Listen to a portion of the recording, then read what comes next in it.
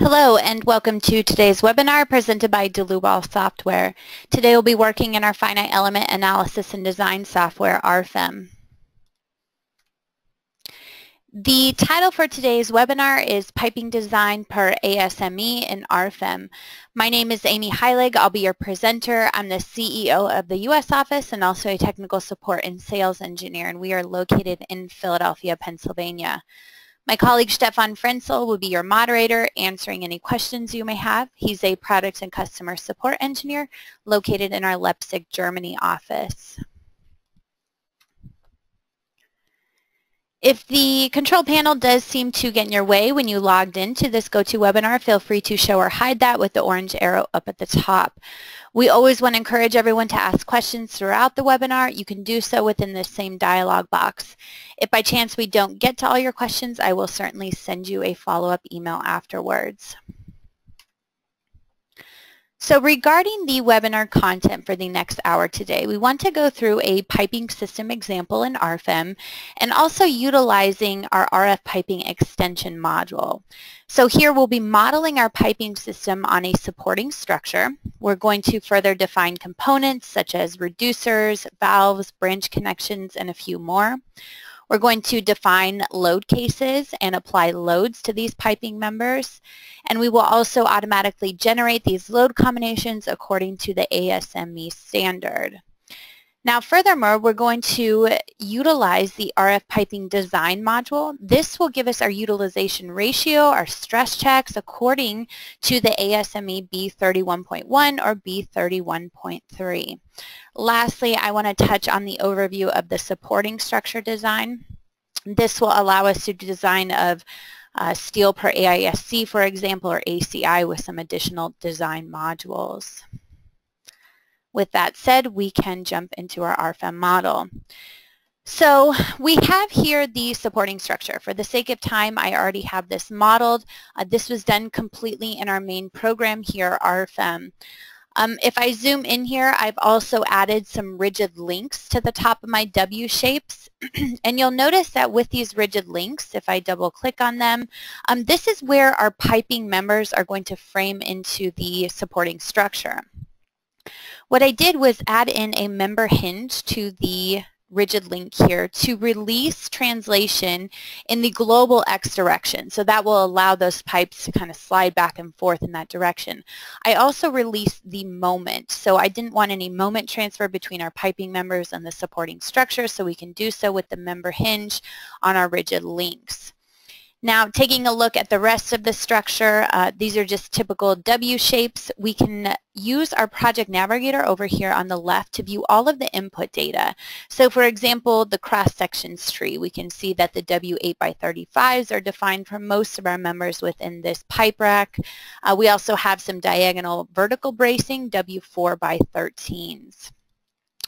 So that's really all that I've done so far. Now, when you go to create a new model within RFEM, or after you've done, such as I have, created the model, we need to go back into the general data. So what we would do is to right-click on our model name, go into the general data, and under the options tab, you'll notice piping analysis. So this option is only available if you've purchased the RF piping module extension.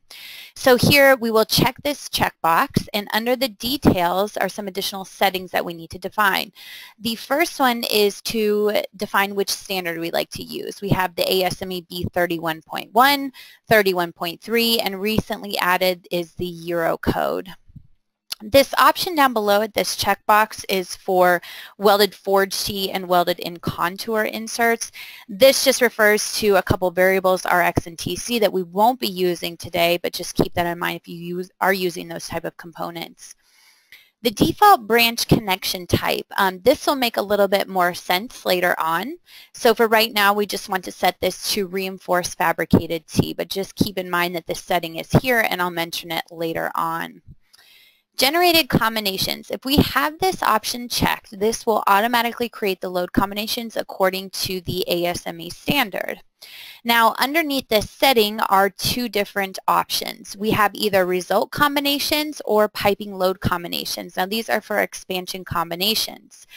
For now, I'm going to select the solve independently with piping load combinations. This is something else that I'll get into later on that'll make much more sense. Just keep in mind that result combinations, you cannot utilize nonlinearities. So material nonlinearities or geometric nonlinearities cannot accurately be taken into account with a result combination. That's one reason why we'll move forward today with solving independently with load combinations only. We can also incorporate hydrotest loads into our generated load combinations if we had the need for that. Under the internal pressure, we do want to take into account displacements due to pressure from the Bourdon effect. For this, we can account for elongation or elongation and straightening, which is what we'll choose today. Now, the Bourdon effect can be treated either as expansion loads or sustained loads. And this is important for our load combination generation as well as the specific stress checks that we'll be doing according to the ASME later on. Material properties. This is automatically checked. So this uses temperature-dependent material properties. What's happening here, which we'll see when we define our material, is that actually as our materials are changing temperature, we can also change the stiffness of the materials. This is a material nonlinearity. So things like the modulus of elasticity will be dependent on the particular temperature within that material of our piping system. So very, very powerful in terms of material nonlinearity. So when I click OK out of these dialog boxes, you'll notice that I'm still within RFEM, but now I have some additional tools available to me for modeling piping systems. So we want to begin with today by drawing a new pipeline. So that's this first tool available in our new toolbar. For the pipeline description, we'll call this one main pipe 1, and we need to define a cross-section. So with the cross-section, we will go into our database and up pop several different manufacturers, standards. Now you'll notice that we have the ASME B31.1. We have NPS and DN. NPS is going to be related to imperial units. DN is going to be related to metric. For our first pipe, I want to scroll down here to my 8-inch diameter, and in particular 8.625, and the thickness of the wall is going to be 0.594. So I can see my cross-section populated here. If I have any questions about what variables are being used for my cross-section properties, I can open up this info box to see everything listed here. The material is also going to be defined within the same dialog box. So here we will open up our material database. Then over on the left we have some filters where we can filter down to the ASME B31.1. So these are all the materials listed in Appendix A within the ASME standard, which you can see it's quite complete. For today, we will just stick with the A53 grade A, and then here are all my material properties. So this is what I had mentioned previously, that as our temperatures are changing, so are our dependent properties such as modulus of elasticity, thermal expansion, allowable stress. So these will actually change with each iteration as long as the temperature continues to change as well. Now that we have fully defined our cross-section, our material, both of those are listed in that dialog box that we were previously in. Now the line mass here is nothing more than just the density of our material multiplied by the cross-sectional area of our pipe to give us our mass per unit length. The total line mass is correlated here just with the line mass that we've defined so far, but you'll see this begins to change as we define some additional parameters with these other tabs up here at the top. Design data. This is important because it is going to relate to our pipe wall thickness checks and pressure checks according to the ASME later on. So we want to initially give some design data here that we plan to design this pipe to. So for example, if we plan to use a pressure no greater than 500 psi, and maybe we plan to design around 85 degrees Fahrenheit, nothing too hot or extreme here. The second tab is the bend. You actually can create a different cross-section of the bend of the pipeline different from the straight pipe. This is important for things like thermal temperatures. They create much higher stresses at bend. So if we wanted to maybe change this cross-section to a thicker wall, we can do so. The rest of these parameters line up just to what we saw in the straight pipe tab. Layers. We can include layers such as insulation, plating, and lining. For today, we'll stick with applying an insulation. And what we'd want to do here is to define the weight of the insulation as 6.37 pounds per cubic foot, and as well as the thickness. So we'll add 2 inches of insulation to the inside of this particular cross section. We'll also add some plating. For this, the specific weight needs to be quite a bit higher at 497.2, just something that we're given from the manufacturer, and a thickness of 0.04 inches. Now you'll start to see this total line mass increase from what we saw with the first tab because we're accounting for the additional weight from the insulation and the plating. Stress analysis parameters, well, here you can see there's corrosion allowances, mill tolerances, manufacturing allowances, and welding factors.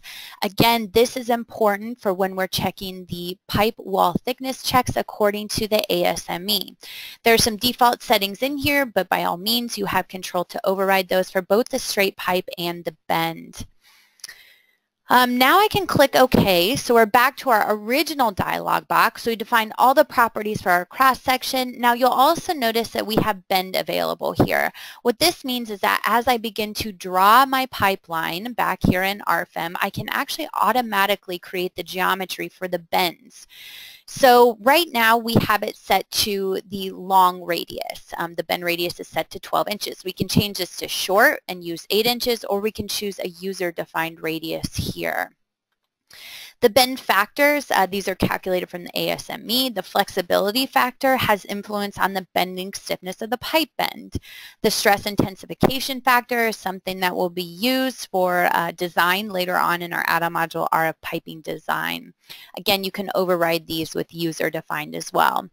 So now that we have defined everything for our first piping member, what we want to do is to begin drawing it. And you'll notice I have these crosshairs available in my graphical interface. What I'd like to do initially is to change the drawing grid around a little bit. So I'm first going to change the plane, and then I can easily select a different origin here. And I'm going to snap to the top of this rigid link here.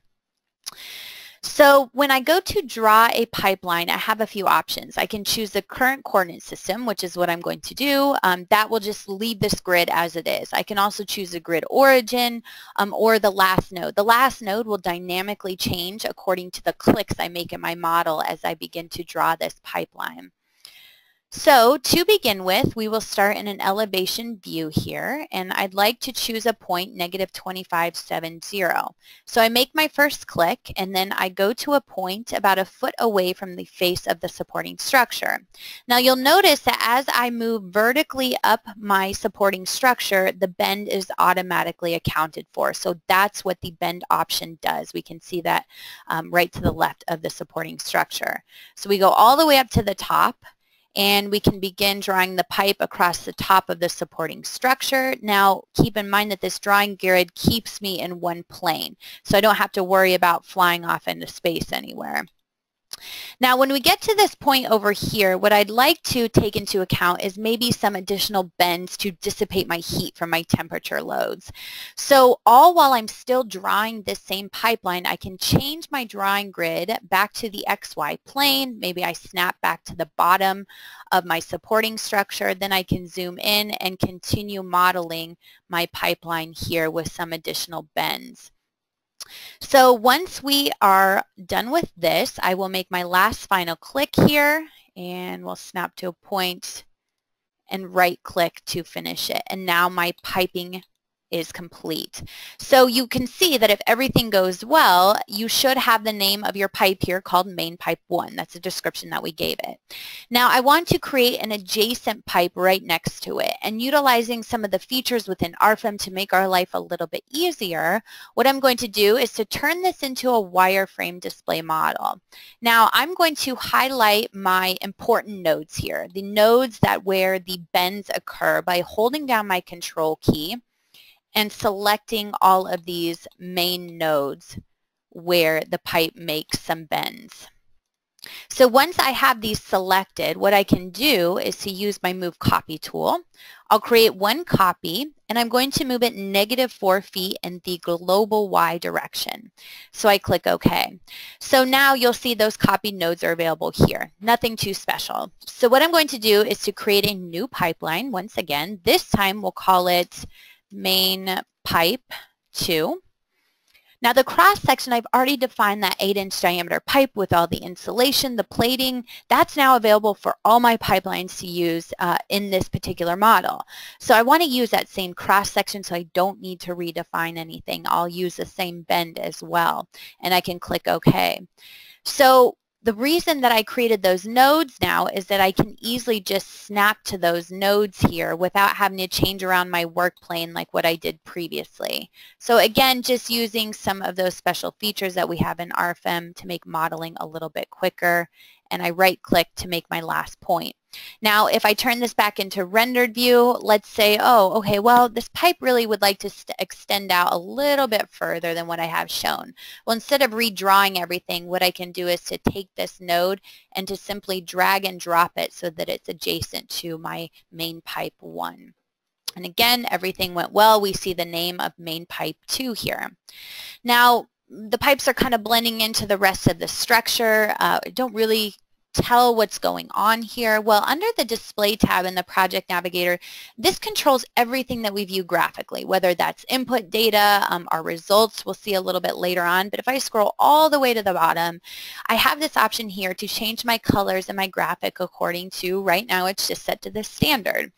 We can choose material, cross-section, but we also have pipelines. So when I choose that option, my panel pops up and shows me exactly what my main pipe 1 and main pipe 2 are with different colors. So sets it apart from the rest of the supporting structure.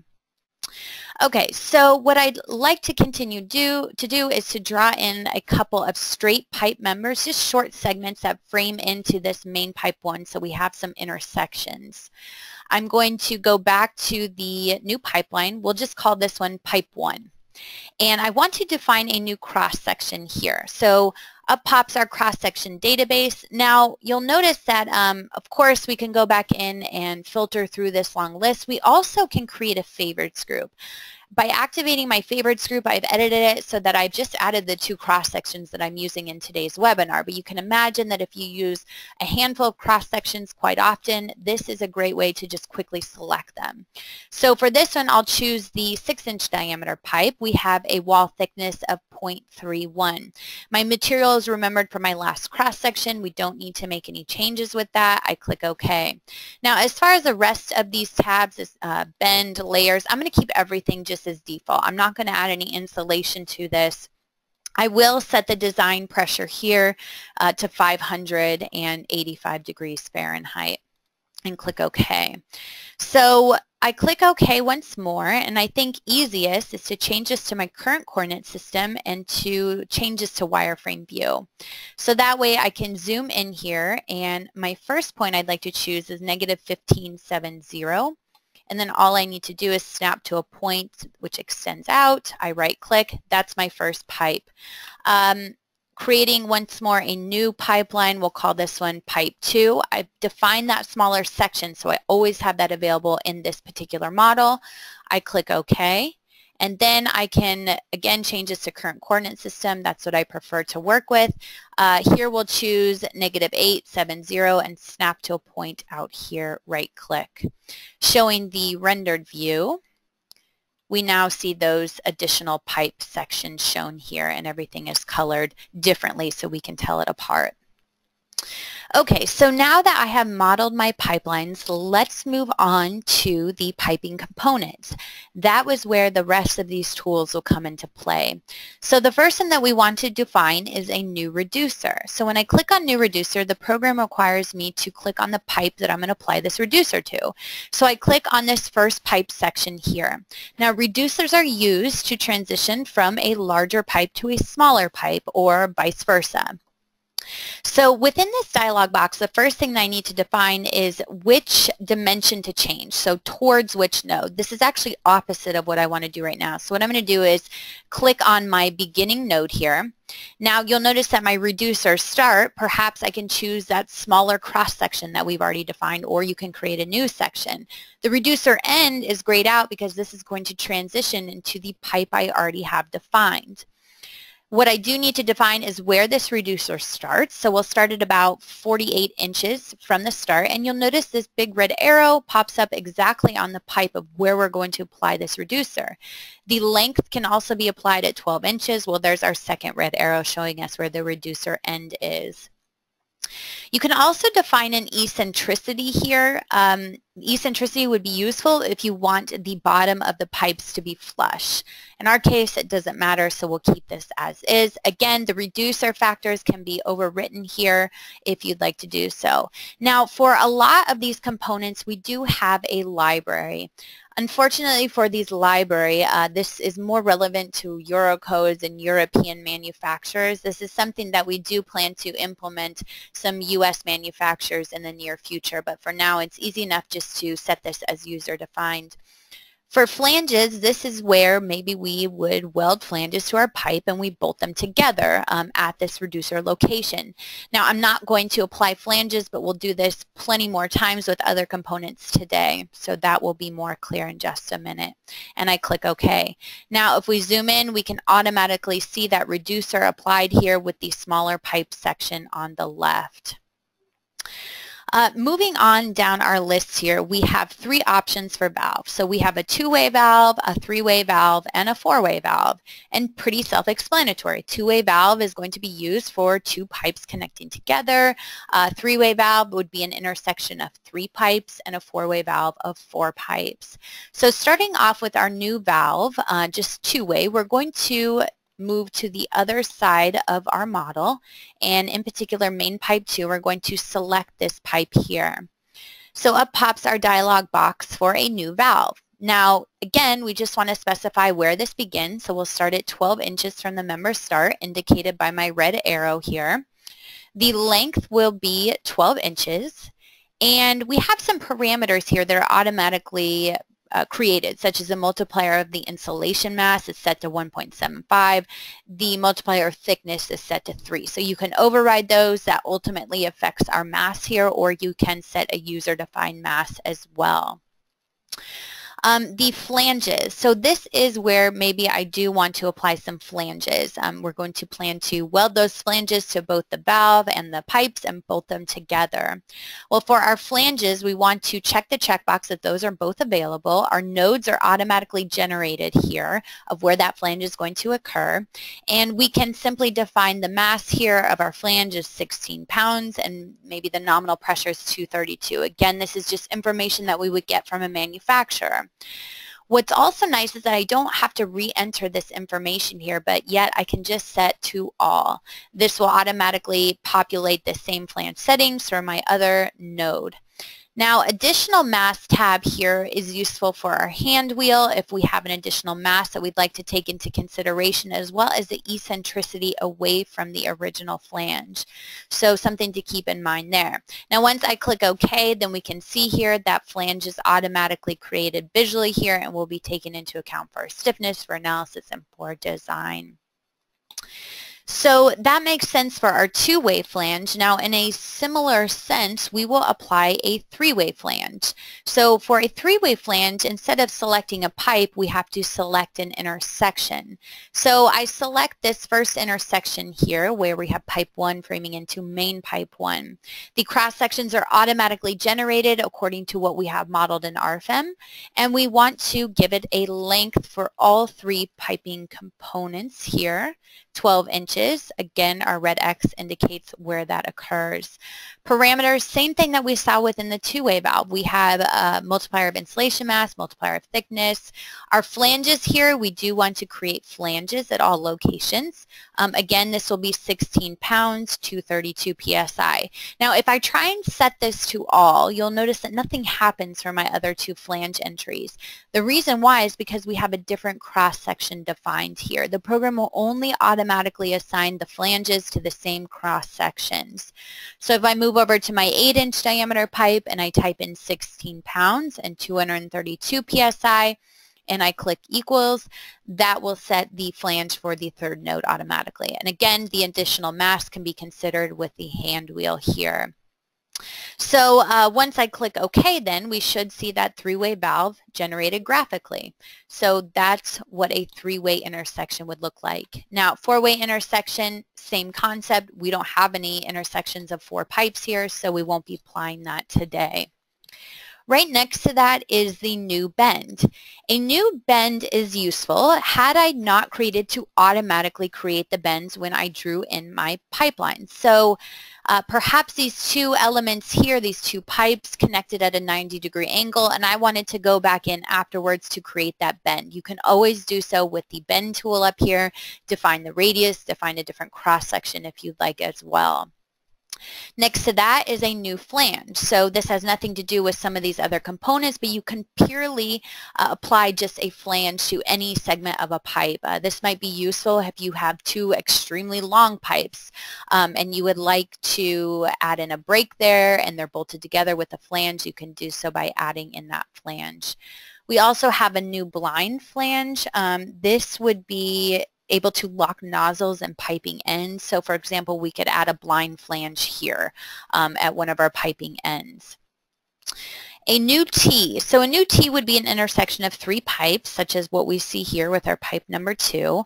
Nothing too fancy with this. We have the cross-section defined with the run. The program automatically assumes that's our 8-inch pipe, and the branch is going to be the smaller 6-inch pipe. Then we just simply define the geometry, and again, we can add flanges here. For our case, instead of doing this, I'm actually going to apply a new branch connection. So again, I click this intersection. Now with the branch connection, remember back in the general data, I said that we had to set a default option for the connection type. Well, that's where this comes into play. So we set the reinforced fabricated T so that automatically when I jump into this dialog box, this is what will always be automated. Now, if I use something else quite often, then you probably want to go back to the general data and change that default value. You can always come in and individually select them as well. So for us, we're going to choose a reinforced fabricated T. All of our cross-section dimensions and factors are automatically calculated here, but what we do need to define is the thickness of our reinforcing pad or saddle thickness. So this is important to just give the pipes some additional reinforcement here or thickness that may be where we have some high stress locations. For today, maybe we put in here a 1/4 inch thick saddle thickness and weld that directly to our pipes. Once that's done, I click OK. Now this is indicated graphically with just a ball at that intersection. As far as the other 2 options here for axial expansion joints and angular expansion joints, I will get into that later after we do design. So for now, we'll continue to move on. So before we can start loading our structure, we need to support it. Just like we support our before we begin loading our piping members, we need to support them. So just like we supported our supporting structure here, you can see at the bottom of the columns we have nodal supports. We have to do the exact same thing to our pipe elements. So we don't have any additional features for supporting the pipes. It's just what you would use in RFEM for all the rest of your members as well. So in our case, we want to create a new nodal support. Now with a nodal support, we have 6 degrees of freedom, 3 degrees in translation, 3 degrees in rotation that we can fully fix or fully release. We also have a spring constant here. So if you have something that's not fully fixed, not fully released, but somewhere in the middle, you can define a spring constant and you'll have partial fixity. Lastly, we can define nonlinearities. I don't think it's completely uncommon that maybe for a piping support, you have some type of friction support. So it's dependent on your normal forces. You can define all that with the nonlinear capabilities within the program. I'll repeat this again, but the nonlinear supports is something that cannot be taken into account with result combinations. So just keep that in our heads, but we'll revisit that later. So for today, we want to use just a typical hinge type applications, one of the default options within the program. I click OK. So what I'm going to do here is just simply click at the ends of my pipes to support those with that basic nodal support. In a similar concept, going back to my nodal supports, I'd like to define a new definition. And this time I want to fully release it in the X direction, so some type of roller support that allows translation in the global X direction. I can click OK, I click OK. So now for this type of support, I'm going to turn this into wireframe view, and I'm going to zoom in here. And these will want to be applied right at the bends of the pipes. Now I'm not applying it at this node, which kind of indicates how our bend or where our bend occurs, because this node doesn't technically lie on the piping member. We need to apply it directly on the pipe. So for this, I'm just going to highlight these nodes right at the bends on both sides. And once we've completed on the right side of the structure, we'll zoom in to do this on the left side. Now, once more going back into the nodal support, because I've defined these new nodal supports, I can always select them within my drop-down box here, but I want to create one more definition, and we're going to release this in the global Y direction. So this will allow movement in the global Y as a roller support. I click OK, and that's where we want to maybe apply this to our pipes up here where we added in these additional bends. Okay, so now our structure, including our pipes, are fully supported. What I'd like to move on now is loading of the member. So for this, we want to create some additional load cases. So for this, I go to Add a New Load Case, and up pops my Load Cases and Combinations dialog box. Now, for those of us who are familiar with RFEM or just structural design in general, we of course have action categories according to the ASCE 7 or the NBC, according to live load, dead load, win load, and so forth. But when you have the RF piping module activated, you'll notice that we have several more action categories available here for our piping load combinations. Such as piping self-weight, we have fluid, we have pressure, snow, wind, even cold springing, hanger hot loads, and cold loads. So for our first load case, we will define a pipe self-weight. We'll give it the name pipe self-weight. The self-weight will be activated here with this checkbox as -1 in the global Z direction. Now we create a new load case. We uncheck the self-weight because we don't want to account for that twice. This one will be for fluid, and we'll call this one pipe fluid. We create another load case. This time we will name this one temperature 1 and assign the appropriate action category. I can make a copy of these as well. So now all I need to do is to redefine temp 1 to temp 2, creating another load case such as pressure, and we'll call this one pressure 1. Making a copy, we'll call this one pressure 2. So now all of our load cases are complete. I've applied no loads, but I've just defined the load cases that eventually those applied loads will fit into.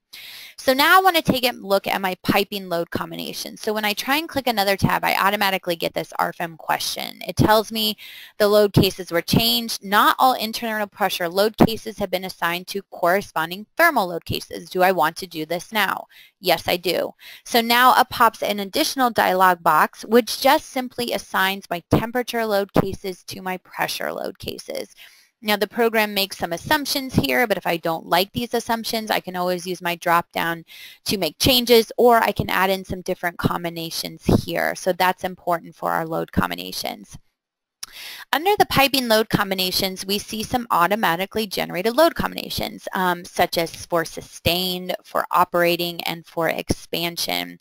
So these are the various stress types, and they are incredibly important because this tells the program, once we get into design a little bit later on, exactly what load combinations to use in each of the particular sections of the ASME code for our stress checks. Now, had I chosen to create these load combinations manually, I still need to assign a stress type. Again, it's important for our ASME code design later on. When we take a look at the sustained, take a look at self-weight, pipe fluid, pressure, maybe no content weight is just the self-weight. We also have the operating, which is going to be all 4 load cases acting at once. Now we get into the expansion load cases, and this is something that is very important and relies on our settings and our general data. So remember how I said, well, we're not going to create result combinations, but rather we're going to create only load combinations. Well, this has to do with these expansion loads. So when I take a look at these expansion loads, they are nothing more than just the temperature loads applied. So then I'll be doing my expansion stress checks within the ASME according to just simply this temperature load applied. Well, in turn, what I'd like to show you is if we go back to the General Data tab, under the Data, we scroll up to our name, we right-click under General Data to go right back into where we started. Here, I'm going to quickly change this to result combination. Now remember, material nonlinearities cannot be taken into account accurately, so you'd probably want to uncheck this if we're using result combinations. And I can click OK. So going back into my load cases and combinations, looking at my piping load combinations, you'll notice my expansion loads are now gone. Those load combinations are not being generated here, but rather they're now under the result combinations. So how is this different? Well, it's still called the same expansion 1, 2, and 3. But now when I look at the details of this, what's happening here is I'm taking my load combination PC5, which is my operating 1 load. I am subtracting out, indicated by this -1 sign, PC1, which is my load combination for traditional sustained. So to make this a little bit more clear about what's going on, let's go back to our piping load combination. So we're taking PC5, which is all 4 load cases applied at once. We're going to get the stresses and everything from this. Then what we're going to do is we're going to subtract out the internal forces and in turn the stresses that are generated from this traditional sustain, which you'll see is all 3 load cases, but temperature is not included. So all we're left with is just the stress generated from the temperature. Now this result combination makes a whole lot more sense than what we saw previously under piping load combinations. The reason for that is because we're probably not, actually we'll never have the temperature applied alone. Of course, there's got to be self-weight, there's got to be fluid running through the pipe, and so forth. So that's why this makes a whole lot more sense. But there's the downside that material nonlinearities cannot be taken into account, as well as geometric nonlinearities. So when I mention things like the nodal support with friction or sliding, that's a geometric nonlinearity. You'll get a warning message for your result combinations, and they cannot be taken into account accurately. So just something to keep in mind, it's kind of either or. So for today, what I'm going to do is to go back into my general data. I'm going to change this back to solving independently because I am using my temperature dependent material properties. Okay, so now that we have these load cases defined, you'll find those in our drop-down box available up here in our toolbar. We want to begin loading the pipes. So we'll start off, pipe self-weight, we'll just leave this as is. We won't apply any additional loads. Now the piping fluid, what I'd like to do is to select all my members to apply the piping fluid to. Now right now it's kind of confusing with my supporting structure. Under the Views tab, we have some generated views that as we began to model, the program generates these. And one of those options is the pipelines tree here. So what I can do is I can check this checkbox, and now my supporting structure, I can no longer select it. It's not visible. What I can do is make changes and select all of my pipelines. So that's kind of a useful feature, this Views tab, if you're looking to highlight various options within your model. So I'm going to highlight all of my members here, and I'm going to apply a new member load. So member load is exactly what you think of it. We can apply a force along a member, but for this particular application today for our pipes, we want to go under the extra. And under extra, we have the option for pipe content full. For pipe content full, we're assuming that the pipe has all of the fluid contained fully in this pipe. It's completely full, and all we need to do is to give it a specific weight. Now the other option we have is pipe content partial. This is nice because if we know that our pipe is only going to be partially filled, all we have to do is specify this distance D in inches, for example. We give the specific weight, the program will automatically calculate for us the internal force based on only having this fluid partially filled within the pipe. For today, we'll assume it's completely full. We'll assume that maybe water is being applied through these particular pipes, so a specific weight of negative 62.4 pounds per cubic foot. And I click OK. So now visually I can see this load being applied to all of my members here. Now I changed my load case up at the top to temperature. My members are still highlighted, so we will go back into our new member load here, and we will now apply a temperature. Here we just specify perhaps 65 degrees Fahrenheit. Nothing too special. I click OK. Graphically though, we can see this temperature load applied to all of our pipes. Moving on to temperature 2, same concept. All I'm going to do, program remembers my settings from last time, is change this to 85 degrees. Again, nothing too extreme with our temperatures for this example today. Pressure, again, member load. Under the extra, we have the option for pipe internal pressure. So here you can see an outward force will be acting from the interior of our pipe, and we again just need to simply define a magnitude. So this first pressure will be 145 psi. I click OK. Just like what we saw before, I can now see that 145 psi applied to all of my members. Lastly, one more load for pressure 2, just changing the magnitude here to 218 psi, and I click OK. So now these loads are done, but what's nice is that not only can I scroll through my load cases, but maybe I'd like to take a look at some of my load combinations. For example, operating. This is with all 4 load cases acting at once. So I can see those loads stacked on top of one another and exactly how they're going to be applied visually to my particular members.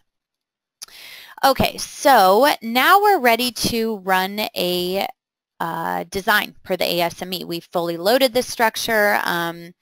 We fully supported it. We've added in all of our piping components. Everything looks to be good. So now what we'd like to move on to is back under our Data tab.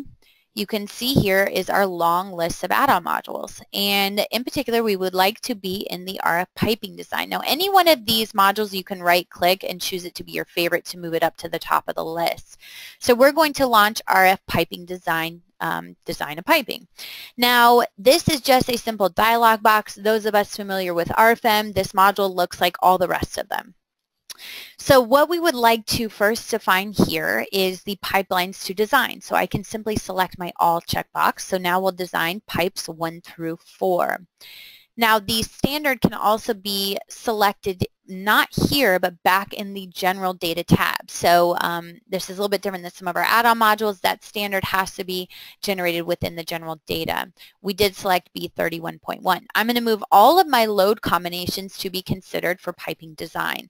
So you can see here my sustain and my expansion loads are going to be utilized appropriately within the ASME. Now moving on down the list, I have my materials. This is my A53 brought in from RFEM. I don't have to redefine that. What's further defined though are just some of those material properties if I'm curious to see those again. Cross-section, same concept. Those are brought in directly from RFEM. I don't need to do anything further with these here. Here are my cross-section properties given to me again. Now, you'll notice that I actually have results available even before I've run a calculation within the program. So this is checking our wall thickness and our pressure, doing a couple checks from the ASME. All again without running a calculation. So how is this possible? Well, for this, I want to actually jump back to the PowerPoint. And this section within our RFEM add-on module is called Internal Pressure Analysis. It refers to the ASME B31.1, section 104.1.4. This allows us to check the minimum wall thickness for pressure and temperature. So that's what these equations are given within the standard, equations 11 and 12 at this section.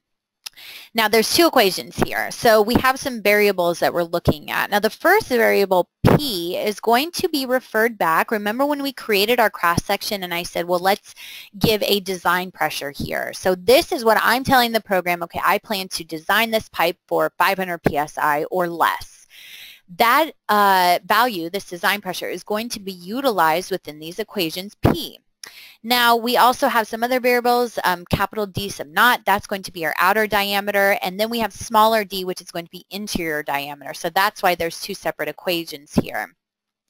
We also have SE, which just refers to the max allowable stress based on our material for our particular pipe. We have a couple other variables, W and Y, which is the weld strength reduction factor and the coefficient directly from the standard. Both of those are dependent on temperature. So again, this is why we defined a design temperature, because these coefficients may change as well as some other parameters depending on what our design temperature is. Now A is going to be additional thickness requirements. That refers back to corrosion, to threading, to mill tolerances. So then we'll add in here any additional requirements to finally give you a minimum thickness that must be met for that particular cross-section. The code right below this gives a couple other equations for max design pressure. Now, this is absolutely no different than these equations here. They're just manipulated so that we're solving for P. And the reason for this is that maybe we have an existing cross-section, or maybe we're absolutely confined to use one particular cross-section with one particular pipe wall thickness. Well, now we can put in that set thickness into these equations, and now we have a max design pressure. So we cannot exceed this max design pressure, which will double check that to what you have entered in here for your cross-section parameters. So those checks are kind of going on here within RFEM, our add-on module, before even running the calculation. You'll notice here I have both my 8-inch section and my 6-inch section. We will check it for both the straight pipe and the bends, because there are different checks for bends as well. We give you the code references. So here you can see the wall thickness check. We have a ratio for that. We also have our design pressure check. So we will check both of them for you before running that calculation. Now, before moving forward with the rest of these stress checks, I want to visit the details button here, which brings up our additional detail settings. So most of this is just some further details that we specify according to the ASME, such as the number of thermal cycles. Now, we always give a code reference here, so you can quickly look that up in the ASME B31.1 to understand, well, what exactly am I setting here? The occasional load factor K, you can see here we have some different settings. 1.15 is going to be used for loads acting for less than 8 hours and less than 800 hours per year. 1.2 would be used for less than 1 hour and less than 80 hours a year, and 1.0 would be the most conservative. We use 1.15. Corrosion allowances, we have two options with this. So those corrosion mill mechanical allowances can either be applied to the stress calculations according to the standard, so whatever the ASME tells us to apply it to, or to all stress calculations, which, as the program tells us here, this is a more conservative approach. Couple more stress options. Again, we can just refer directly to the standard to take a look at these. We'll leave them as default. Something recently added is hoop stress, calculated using either the inner diameter, but you can see that we also have the drop-down box to use the mean diameter or outer diameter. We'll just leave this as inner diameter. Okay, so now that we have defined those details, we can now move forward with our calculation to see if everything will hopefully work okay this time. Again, running through both load cases and combinations, and we should be seeing results here, and yes, we do. Okay, so now we get our results available a little bit more extensive than what we saw before. So we can view the design by load combination. So here's our sustained, here's our expansion. We can view design by cross-section. Here's our 8-inch, here's our 6-inch pipe. Design by pipeline, we should have 4 different pipelines here. We can view design by each individual member if we'd like to, or even design by X location for a very long list and detail of what's going on. Maybe moving back to my design by member, you'll notice that as I scroll through this table, if I drag it down here, in the background, the RFEM graphics are synced up to my table. So I can see exactly what stress check I'm looking at. Now, even further, this big red arrow is going to show you exactly where the controlling internal force for that particular stress is located.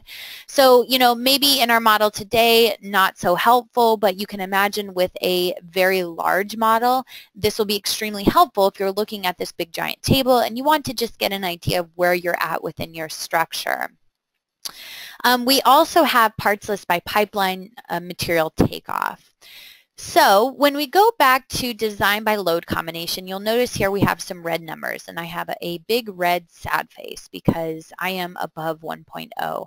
So there's obviously something I need to address in terms of my temperature stresses and the stress checks that are related to the code.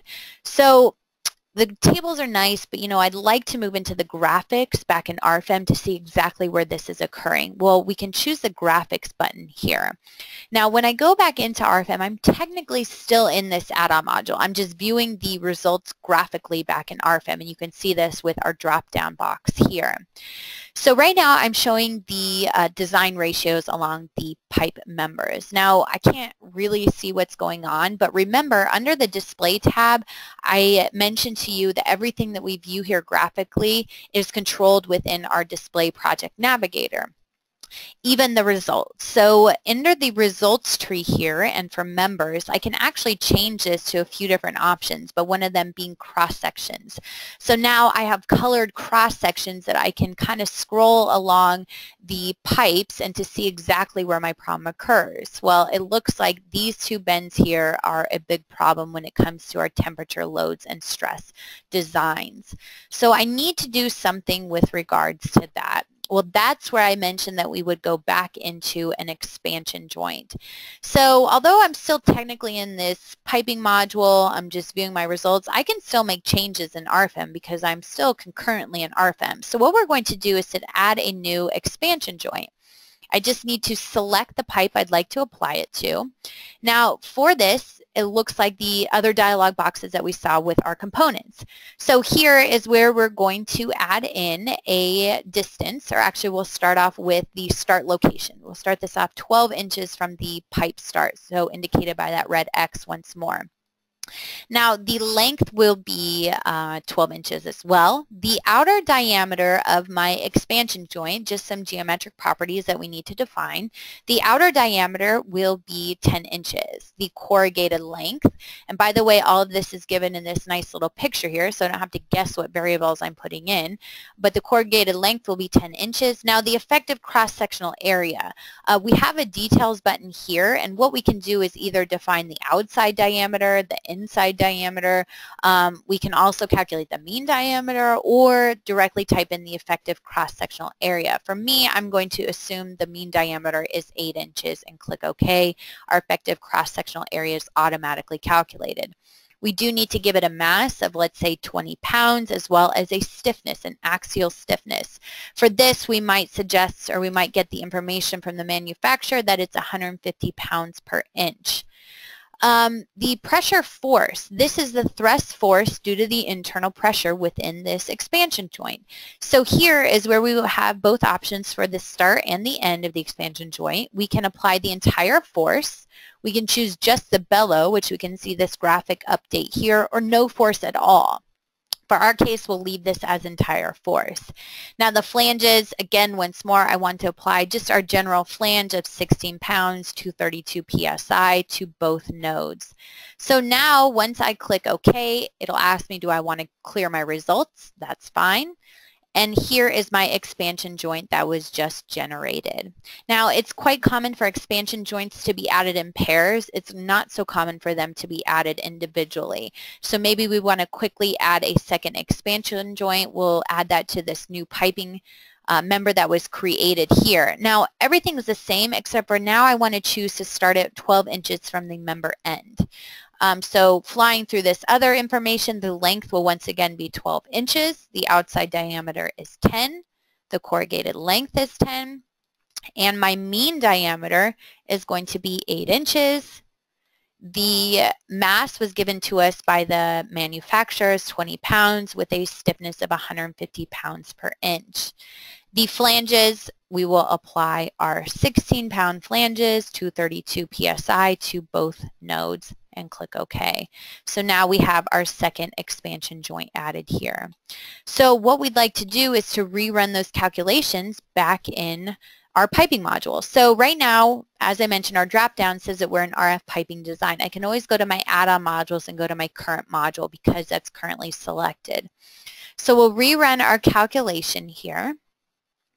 And again, this is cycling through the load cases combinations, now with those expansion joints added. So now we can see here that the overall code check was decreased significantly. So by adding in those expansion joints, we've now decreased the stresses in those bends. Keep in mind, if I make any changes to the cross-section or the design pressure temperatures of my cross-sections, I probably want to go back and double check this internal pressure analysis to make sure that everything is checked for here. These are two separate checks.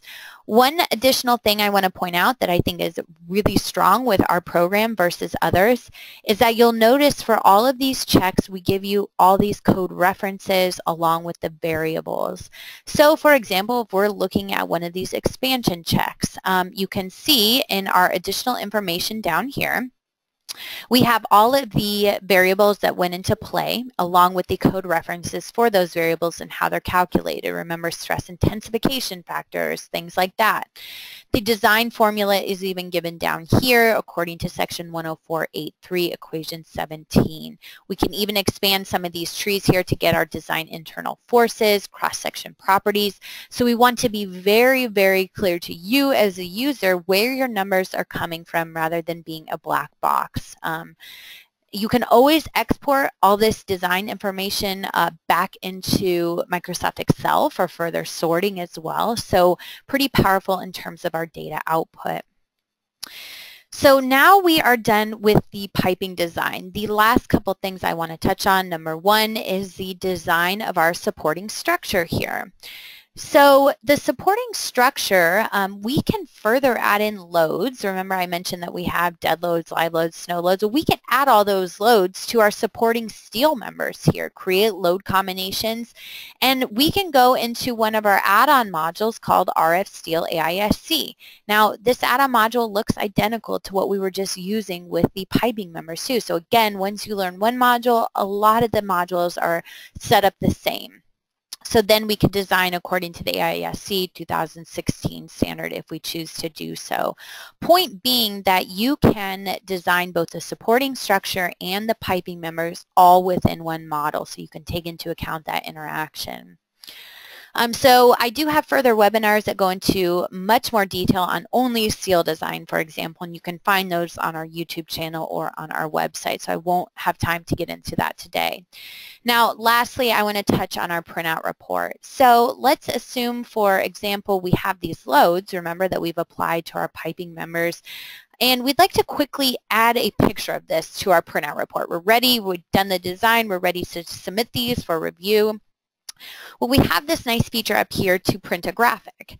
Now, typically with print a graphic, you would have to individually change your load case, print it off, come back in RFEM, change it, print, and so forth. We have this option called mass print. Under mass print, the program has already populated what I'm currently looking at, assuming that I'm wanting to print off this. Now with mass print, what I can do is to select to print off all load cases and combinations. So I'm going to get a view of all those different loads printed off at once. I'm going to use 50% of the page height. That's great. I click OK. Now the program's saying, okay, well, you haven't created a printout report yet, so let's set up a template. So I click OK with that. Now the program will automatically jump into an additional application here that shows our printout report. So with the printout report, we have our table of contents over here on the left, and there are our pictures that we just printed off. They're allocated into the correct location, so they're automatically put into this section loads, and now I can scroll down through. I can see my pipe fluid added here along with my table, temperature 1, temperature 2, and so forth. And if I ever decide, I don't really love, the view of this particular picture, I can always right-click to edit it. And maybe I want to zoom in here to just this section that I'm most concerned with. I click back. Now this printout report, and in particular that picture, will automatically be updated to show that new view. Something else that's extremely powerful is that these pictures are all synced up to our current RFEM module or our current RFEM file. So if I were to go back into RFEM and make any changes to these loads now, the pictures will automatically be updated when I come back into the printout report, so I don't have to worry about reprinting those. And as you can see, we have all of our input data for our supporting structure from RFEM, which would be our pipe rack, and then we have our input data for our piping system, including RF piping design. So if we scroll down here to RF piping design, remember I had shared with you, oh, well, we give you all the code references, all the variables, all the design internal forces. Not all of that has to be printed out. You can see here that it's nice and short and sweet. We give you the controlling code reference, the controlling ratio, and that's really it. But if you want to add any more information, maybe this isn't complete enough for you, under Edit, Selection, for example, here's both RFEM and RFEM piping design. This is where you can uncheck and check boxes all day long to make it cater to what you want to include in your printout report. You can also save templates and use those templates on for additional files, including adjusting your header and your own logo. So quite powerful when it comes to our printout report as well. Okay, so that concludes our webinar today. So I will continue on with our PowerPoint. That was, of course, so much information within the last hour. You can always find more information on our website at dlubal.com. We have many social media sites that will be helpful as well. In particular, I mentioned our YouTube channel. This has all of our previously recorded webinars, such as this one, available for you to watch for free as well. Now, our email for our Philadelphia office is info-us@dlubal.com. Our phone number is 267-702-2815 if you have any questions or comments about today's webinar, or anything else for that matter. Now, we will have many more upcoming webinars. You can register on our website at dlubal.com under Support and Learning and Webinars. As most of you know, because you're here today, that I sent out a couple reminder emails as well. So keep an eye out for that. Now, many of you are wanting PDH credit for today's presentation. That's great. I just ask that you please send me a request through email to info@dlubal.com. Again, that's info-us@dlubal.com. I please request that you were available for the full hour-long presentation, and let me know who all was in attendance if there was other people besides yourself. And with that said, I want to thank everyone for attending today, and as always, I hope to see you at our next webinar. Thank you.